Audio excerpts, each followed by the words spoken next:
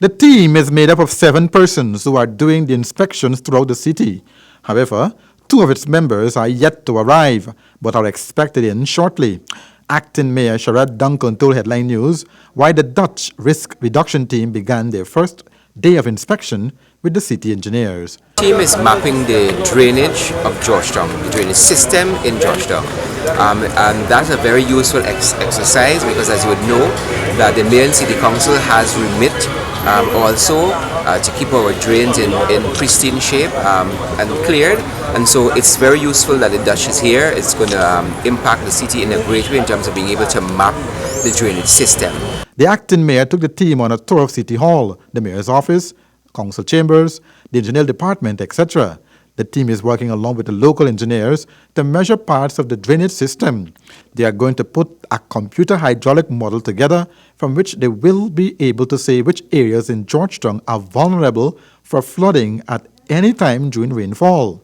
Finance Committee Chairman Oscar Clark said he was happy for the free expertise. To the extent that this advice given by the Dutch is coming at the cost to the Netherlands and not to us, to that extent we are going to be benefiting financially from this exercise.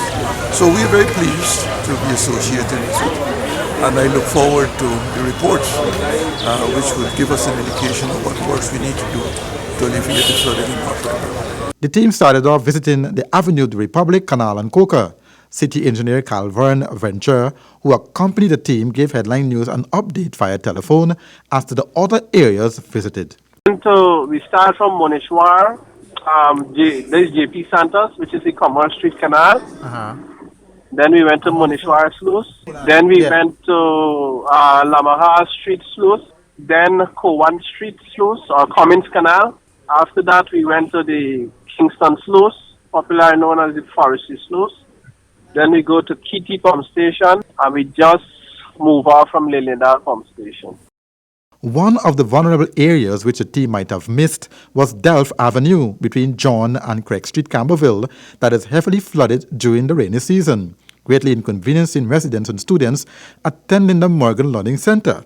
However, Riverview, Sussex Street, and La Penitence Sluice were among the areas visited, but the computer hydraulic model is not being prepared for the entire city of Georgetown. The city engineer, Mr. Venture, explains why. Well, the hydraulic model is basically enough for the whole of Georgetown. They're going to concentrate basically on the area that is vulnerable to flood, any little rainfall and flooding, which is the South Rongveld area, North Rongveld area, and also the Liliendal area there, we're basically looking at like the catchment areas of Campbellville and so forth. Because those are the areas that flood very quickly.